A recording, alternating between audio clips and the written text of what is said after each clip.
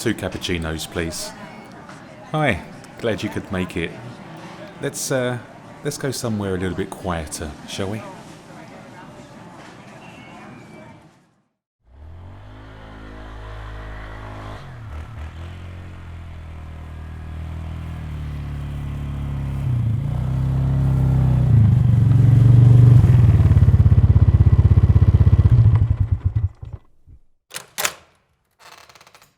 Welcome to edition 1 of Thoughtful Thursdays. This is a new style I'm doing, a podcast.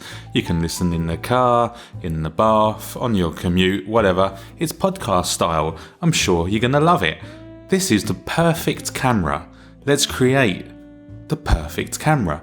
Now, I'm going to deal with Sony here. I know that if you want to jump in the comments with your Canons and your Nikons, that's absolutely fine, but this is going to be all about that perfect Sony camera. And, well, today they could well release an A7 III, and maybe that will be the perfect camera, but I doubt it very much, unfortunately. So, where do we want to begin? What kind of body would you want? Really tiny? You remember the original A7? Tiny little fella, and then they updated it with the 2. Or more current, like the A9 and the A7RII bodies.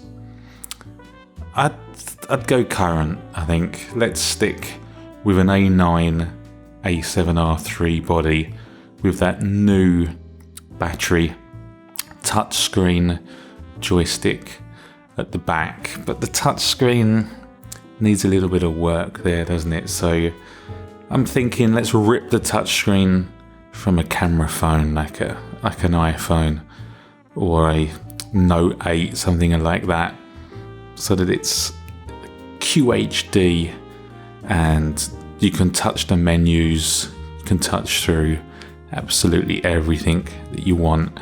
And talking of menus, let's have like an Android or iOS style menus on the back. So big bright icons that you can just touch, go into them, get all your settings down that simply. I think that would be nice. The touching for focus, yeah, I want to be able to rack focus very nicely. But let's get into the more hardware style of it. I think that's where we really need to begin. Sensor. I want to be able to take silent shots like the A9. But I also want 42 megapixels. I want both. So what we're going to do is we're going to take the brains from the A9 and we're going to take the sensor from the A7RII. Trouble with that is I don't always want to be shooting at 42 megapixels, but I always want to shoot in RAW. So we're going to have selectable RAW. Say 42, 36, 24, 18 megapixels RAW available. That will cover many bases.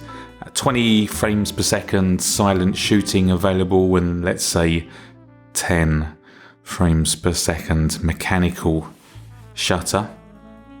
I think that would be doable and not too crazy. We need a bump in the processor so that it can handle the more input, because we're going to go video now and it's going to be 422 10-bit 4K 60. Of course it is. Of course it is. Full size HDMI out. I think that's of importance in this day and age.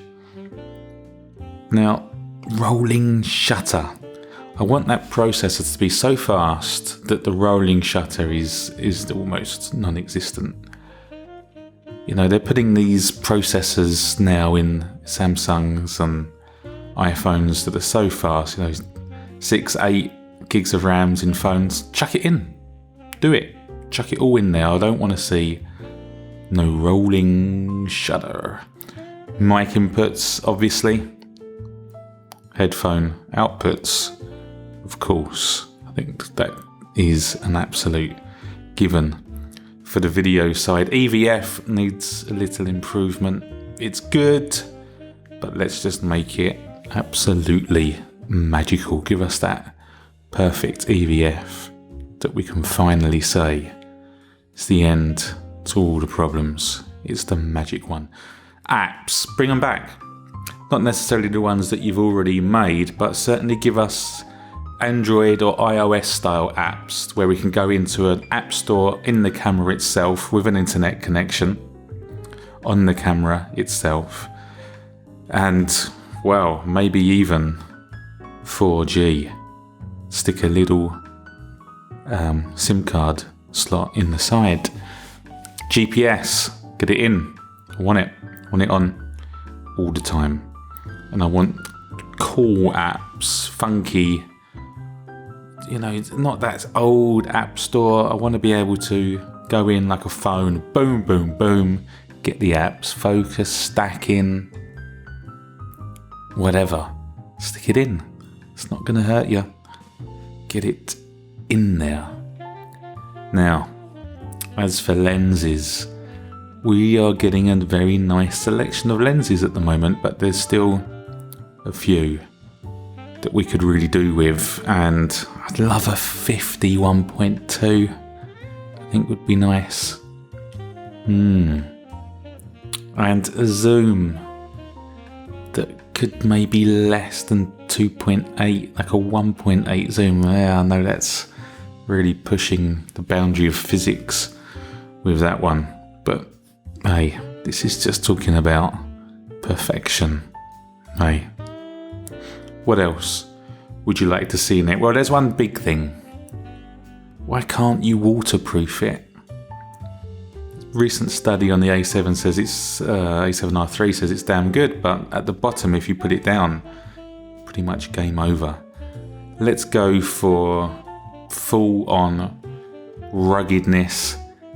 Let's even say that you could drop it in the bath for up to 5 minutes without any cause for concern. Back to video. 30 limit recalled because some tax reason from the past. Look, I'm blowing 3, I'm blowing 4, I'm blowing 5 grand. Tax me.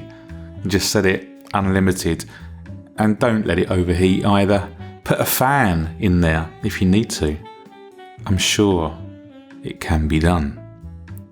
So at the moment, we've got a 42 megapixel, 20 frames per second, no blackout, silent shutter, 4K 60, 422 10-bit. Man, can you imagine going on to Sony Alpha Rumors and just reading those specs? What would you sell? Your car? All your other cameras? Well, that is the essence of the perfect camera, isn't it? One that just does everything and ticks every box, and as yet hasn't really ever happened.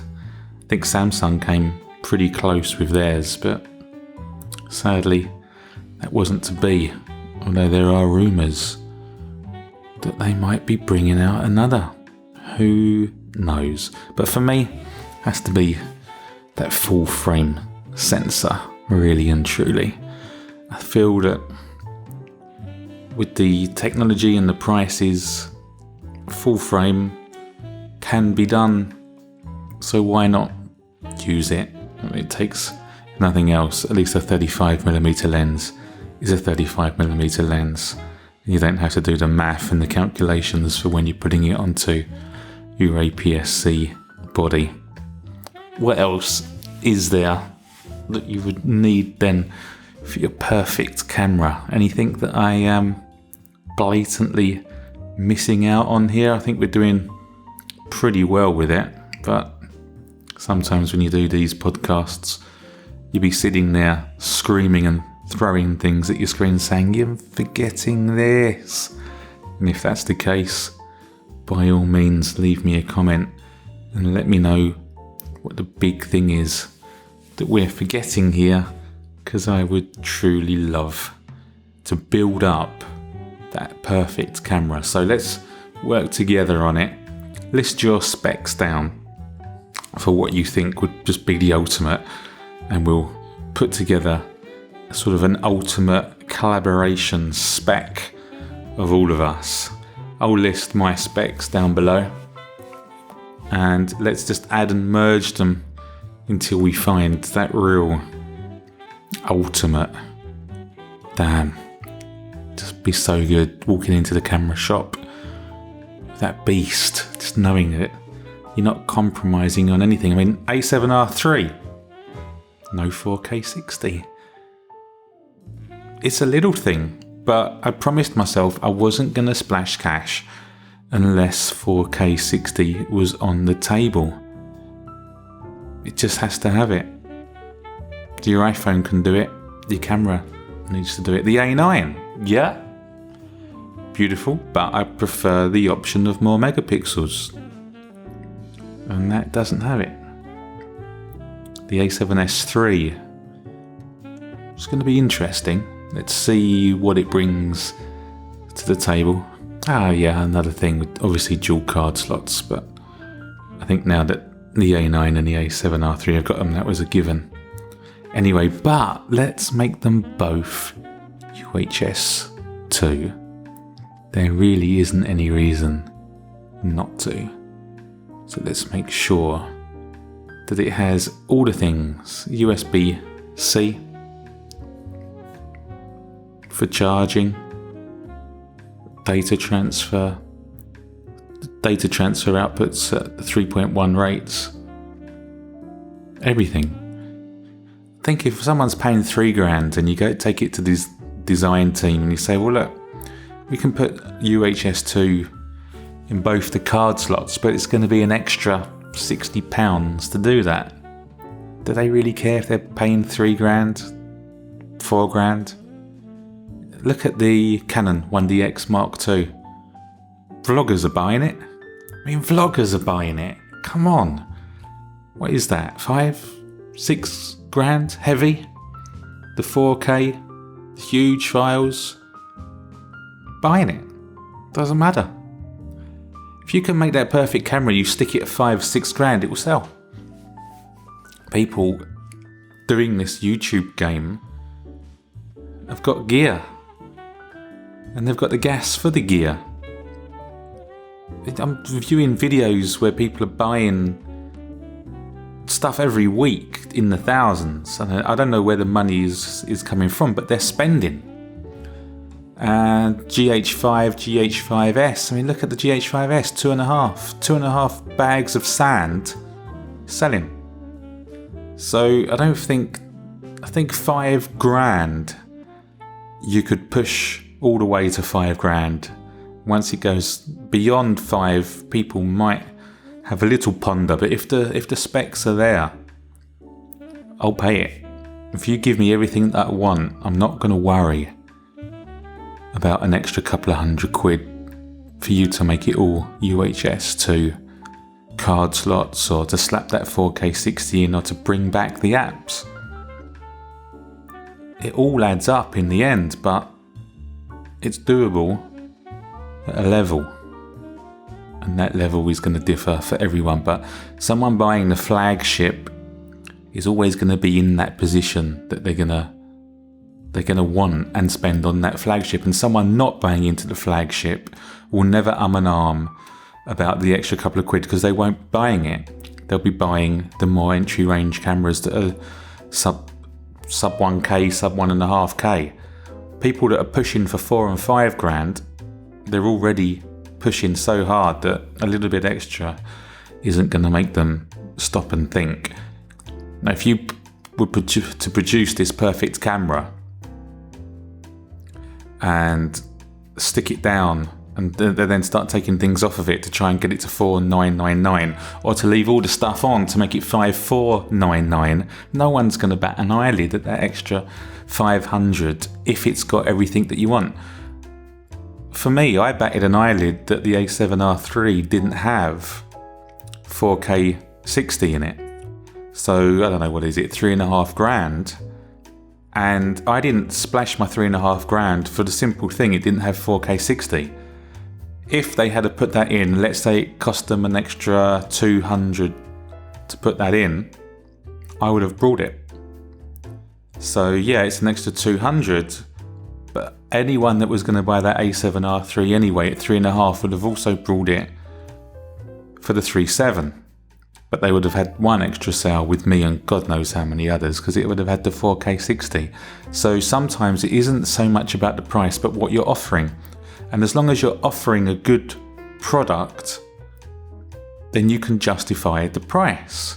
That's just the way that it works in this day and age. And when we're talking about high-end stuff, then there's always people that can and will buy.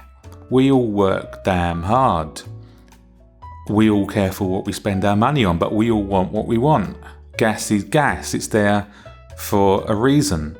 And if you're talking about this high-end photography to begin with, then you already know what kind of prices that you're talking about. And if that's something not necessarily within your reach, then there are thousands of other cameras that are catering for that. We're just talking about that boom, that showstopper, the be-all, the end-all, where you just go all in. Anyway, I digress. The perfect Sony camera, how far away are we from seeing it? Let's see, when we started with the A7, the A7 II, what's it been, 4 years, 5 years maybe? We were at 2018. 2020, could we see perfection at 2020? Even if we were, would we be talking 4K then? Or would we be talking 6K 60? And that's the thing, isn't it? As soon as you get to the point where you've got your perfect camera, it's a goner. I mean, let's roll back 5 or 6 years when we were talking 1080p, and we'd probably be saying, oh, 1080p at 120, that would be the perfect camera. And now we've moved on. So maybe there is never a way to get this perfect camera. But if you were to drop the specs previously mentioned this year, boom, you would have just blown the competition out of the water. Is the technology viable? Do you think they're holding back, maybe, giving you these options because of the competition? You know, if your competition aren't offering you something that you necessarily can offer, do you just simply match the competition, get your money's worth, and then you've got all the tools to hit your next model? Where if you bang it all out now, you haven't got anything left further in the pipeline. So maybe they're holding back. Maybe they've got the perfect camera and the managing director of Sony is the only one that's got it. And when the competition finally catch up with Sony and Canon are doing 4K 60, they'll hit you with a 6K 30. So they're always that one step ahead. So it's possible. Maybe they are holding the technology back. We never know. But anyway, I hope you enjoyed this first edition of Thoughtful Thursday, wherever you are, whatever you're doing, whether you're on your commute or simply in the bath.